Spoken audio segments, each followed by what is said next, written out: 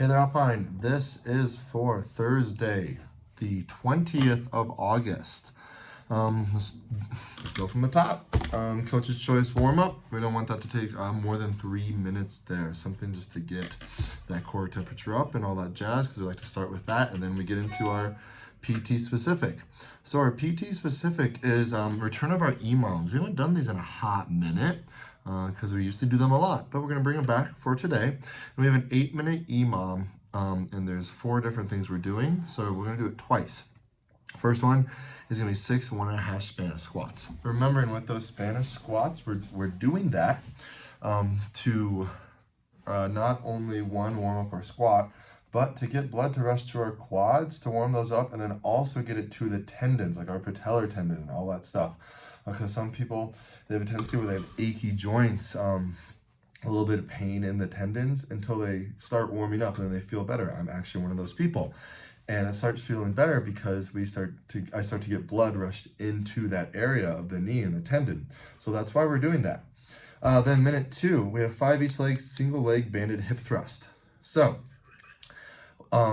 this is not like that single leg RDL. What we're having here is that band is actually around one of our feet, and we're just doing a standing banded hip thrust with it around 1 foot. One leg, right up in the gips of everything.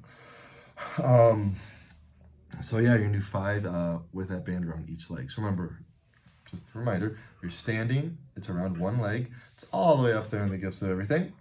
That's minute 2. Minute 3 is a 45-second kneeling banded ankle mobility. Switch at 22.5 seconds, halfway point.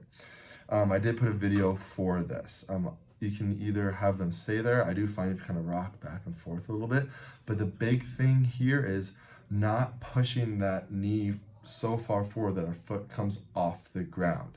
If there's time, I would honestly suggest people to do this without shoes on, just to really see like, oh, they're not cheating, or oh, we have a full foot on the ground.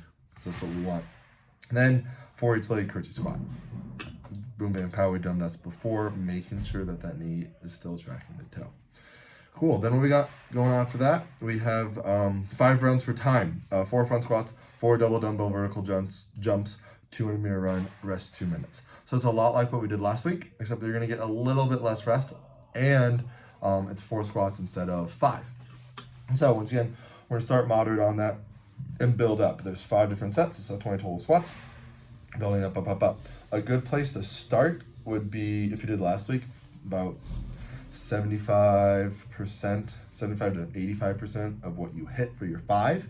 So then probably by that second set, honestly, at that second set, you could be hitting your 5 rep for 4 in that second set, and then you have 3 more to keep on increasing. Double dumbbell vertical jumps. I have a wonderful video for that. I do like that video. It's quick, it's precise. Please note how he is bounding there. So it's not a pause at the bottom. We're working on contractile quick eccentric motions to go up and down, up and down. The one thing I did not like about that video was that the fact it was from a side profile. If you are in the front, we are making sure. This happens especially with females too, is that their knees are going to cave in a little bit when they're jumping. You see that often with box jumps too. So we don't want that. Knees are tracking the toes the whole entire time. It is basically a nice little RDL. This is what we do when we load up the hamstrings for a box jump. But now we're jumping in the air. We have 1 dumbbell in each hand. You'll see that they're not allowed to go to heavier than 50, so it's 35 pounds in each hand. That is at that top end.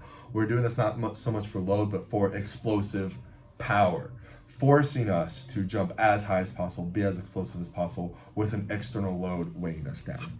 Then a 200-meter run with a 2 minutes rest.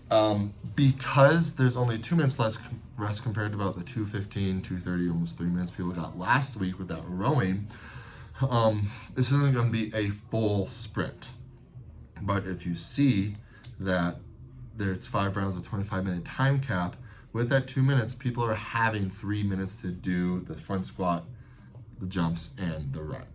So I said a lot during this video. What we're working on is building that front squat strength.